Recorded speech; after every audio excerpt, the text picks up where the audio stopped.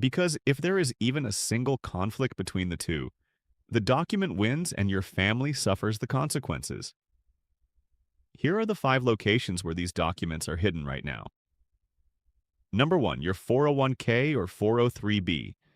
If you ever worked for a corporation, a school district, a hospital, or a government agency, you have a retirement plan with a beneficiary document on file. The average 401k balance for Americans between the ages of 60 and 69 is $232,000. That entire balance is governed by the beneficiary form. Your will has no authority over it. Your trust has no authority over it. The form is the only document that carries any legal weight. Number 2, your IRA. Traditional Roth, SEP. It makes no difference. Every IRA carries a beneficiary designation, and here's the trap that ensnares more retirees than almost anything else. If you transferred your old 401k into an IRA when you retired, the beneficiary designation did not transfer along with it. That original form remained at your former employer. When the funds arrived in the new IRA, you signed a brand new beneficiary form at the IRA custodian. Perhaps you filled it out carefully. Perhaps you checked a box hastily because it was one of 15 documents placed in front of you that day. If you cannot recall precisely who you named on that new form, that is the problem. Number 3, your life insurance policy. The average life insurance death benefit in the United States is $350,000. That payout goes directly to whoever is listed on the beneficiary form, and life insurance policies are where this problem becomes most devastating, because people purchase these policies when they are young and hold them for decades. A woman in Ohio lost her husband after 32 years of marriage. He held a $250,000 life insurance policy. She assumed it belonged to her. They had shared their lives for over 3 decades, but her husband had originally purchased the policy during his first marriage and had designated his first wife as the beneficiary.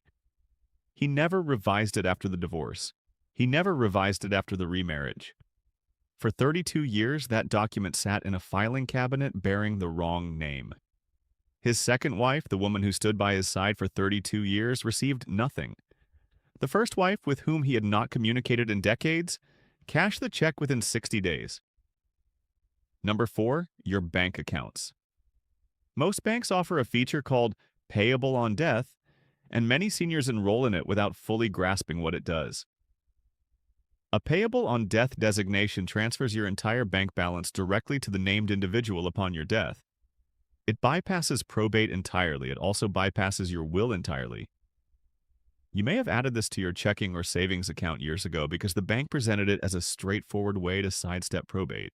But if the person you designated is no longer the right choice, or if your family circumstances have evolved, this document is silently overriding your entire estate plan right now, and no one will discover it until you are gone. Number 5, this is the most dangerous one I referenced at the beginning of this video. Your brokerage account. If you hold stocks, bonds, mutual funds, or ETFs at a firm such as Schwab, Fidelity, or Vanguard, there may be a transfer on death registration currently on file. Some of these accounts hold $300,000, $500,000, or even over $1 million. This document routes the entire account balance directly to whoever is listed, with no court involvement, no probate process, and no consideration of your will whatsoever. Seniors who established these accounts in their 50s and never revisited them are sitting on a ticking time bomb for their families. And because brokerage accounts often appreciate considerably over the decades, the amount at stake today may be 3 or 4 times greater than it was when you originally signed the form. Now let me walk you through the 4 errors that cost families the most money. The first mistake is designating your estate as the beneficiary rather than a specific individual. This may seem logical, but it is one of the most costly errors in estate planning. When you name your estate, the retirement account gets drawn into probate. That means attorney fees, court expenses, and delays ranging from 6 months to over a year. But the real damage is the tax consequence. When a spouse inherits a retirement account directly through a beneficiary form, they can roll it into their own IRA and continue deferring taxes for decades. When the estate inherits it instead, that spousal rollover option vanishes entirely. On a $300,000 IRA, This single mistake can generate over $75,000 in accelerated federal income taxes that your family would never have owed had the form simply listed a name rather than the estate. The second mistake is failing to update after a divorce. In most states, a divorce does not automatically remove your former spouse from a beneficiary designation. Some states have statutes that revoke a spouse upon divorce for certain categories of accounts, but the regulations are highly inconsistent and they do not apply to employer retirement plans governed by federal ERISA law. Federal law supersedes state law in those situations. If your former spouse remains on the form, operate under the assumption that they will receive the funds until you contact the institution and confirm otherwise. The third mistake is designating minor children or grandchildren directly. If you list a child under 18 as a beneficiary, the financial institution cannot legally distribute the funds to them. A court will be required to appoint a legal guardian to administer the assets on the child's behalf. That triggers court supervision, annual reporting requirements, attorney involvement at every stage, and guardian fees that can consume $20,000 to $30,000 from a $200,000 account before the child ever receives a single cent of it. The fourth mistake is the one that converts all of this into a tax emergency. Prior to the year 2020, if your child inherited your IRA, they could distribute the withdrawals across their entire lifetime. A 45-year-old inheriting a $500,000 IRA could take modest withdrawals over 4 decades and allow the remaining funds to continue growing tax-deferred. But Congress revised the rule. Now, most non-spouse beneficiaries must fully liquidate the entire inherited IRA within 10 years. Let me apply real figures to this. Suppose you have a $500,000 traditional IRA and you leave it to your son, who earns $120,000 per year. Under the 10-year rule, he must withdraw the entire $500,000 within a decade. If he takes $50,000 annually, that elevates his total taxable income from $120,000 to $170,000. At that threshold, he advances from the 24% federal tax bracket to the 32% bracket on those distributions. Over 10 years, that 8% differential alone costs him $40,000 in additional federal taxes, and that excludes state income taxes layered on top of it. Therefore, your beneficiary designation does not simply determine who receives the money. It determines how quickly the IRS claims their portion. If the form is incorrect or if it names the wrong individual in the wrong way, your family absorbs the maximum possible tax burden, and there is absolutely nothing they can do to remedy it after you are gone. And here is one additional reality that tends to surprise people. A power of attorney does not resolve this. Many seniors believe that if they become incapacitated, their power of attorney can step in and revise the beneficiary designations on their behalf. Most financial institutions will not permit this.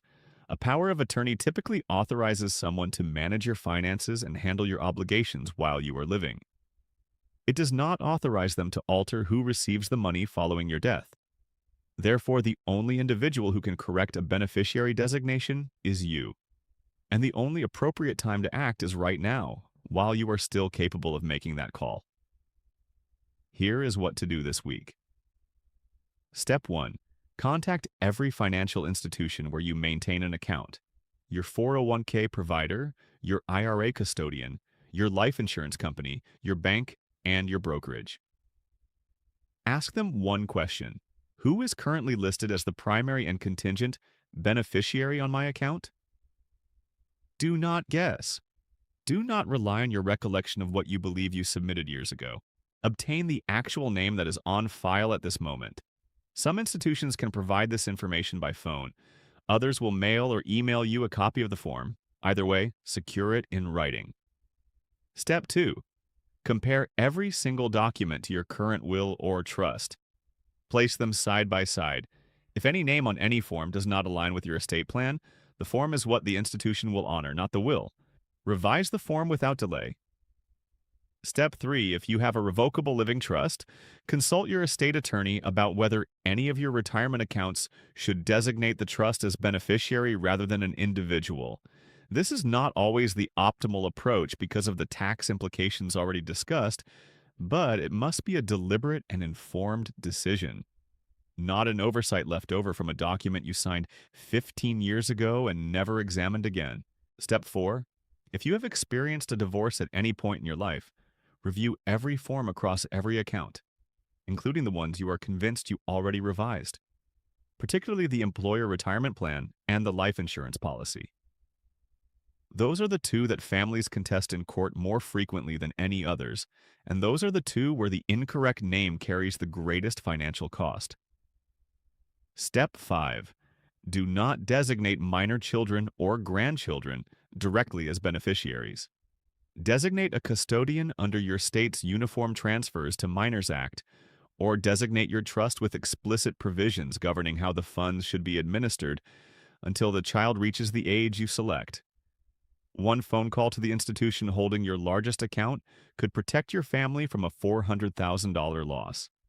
So make that call before the end of this week. There is one document that overrides your will every single time.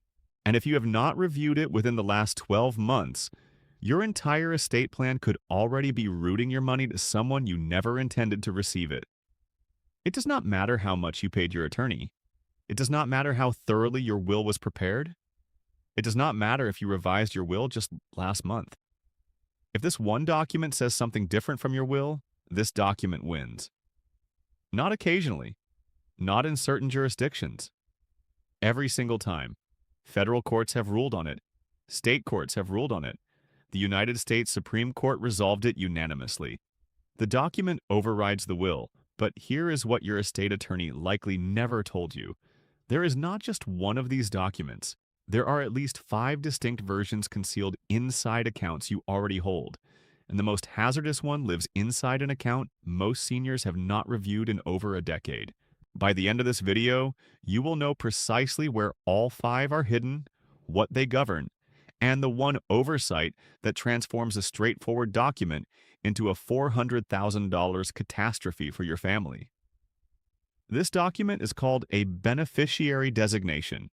You completed one the day you enrolled in your 401k at work. You completed another when you purchased your life insurance policy. Your bank may have asked you to fill one out. Your brokerage may have one on record. You signed these documents years ago, probably gave them no further thought. And that is precisely where the trouble begins. A beneficiary designation is a legal agreement between you and the financial institution that holds your assets. It instructs that institution on one thing only: who receives the money upon your death. And when you pass away, the institution follows that document. Not your will, not your trust, not a handwritten letter, not a verbal commitment you made to your children around the dinner table. They honor the document because legally it functions as a contract, and contracts supersede wills. And here is the element that makes this so particularly dangerous. The financial institution does not conduct any investigation. They do not contact your family. They do not consult your will. They do not pause to consider whether the person listed on that document is still the person you would choose today. They see a name, they transfer the funds, and once those funds have been transferred, recovering them is nearly impossible. This is not a legal loophole. This is federal law. Let me illustrate just how severely this can go wrong. A man named William Kennedy worked for DuPont for more than 20 years. He held an employer retirement plan valued at over $400,000. When he first enrolled in the plan, he designated his wife as the beneficiary. That was a reasonable decision at the time. They were married. She was the natural choice. Years later, they divorced. Following the divorce, Kennedy did what most conscientious people do. He visited his attorney and rewrote his entire will. He made it absolutely clear that everything was to go to his daughter. He signed it. It was notarized. It was legally valid in every respect. But he never contacted DuPont to revise the beneficiary designation on his retirement plan. He may not have even recalled that the form existed. It was a piece of paperwork he had signed 2 decades earlier on his very first day enrolling in the plan. When Kennedy passed away, his daughter assumed the funds were hers. The will stated so in clear language. There was no ambiguity whatsoever, but DuPont transferred the full $400,000 to the former wife because her name remained on the beneficiary form. Kennedy's daughter filed suit. She had the will. She had her father's unmistakable intent documented. The case moved through the federal courts and ultimately reached the United States Supreme Court. The court ruled unanimously. The beneficiary designation controls. The will is irrelevant. The daughter received nothing. $400,000 lost because of one document he neglected to update. And this situation is far from rare. A study by the American Association of Retired Persons found that nearly 40% of Americans with retirement accounts have not revised their beneficiary designations in over 5 years. 40%. That means millions of seniors right now have documents on file that do not reflect who they genuinely want to inherit their money. Divorces occurred, remarriages occurred, spouses passed away, grandchildren arrived, life transformed in every conceivable way, but the document remained frozen in time because nobody picked up the phone and made the change. Therefore, the question every senior needs to answer right now is not whether your will is current. The question is whether every beneficiary designation across every account you own aligns with what your will actually states.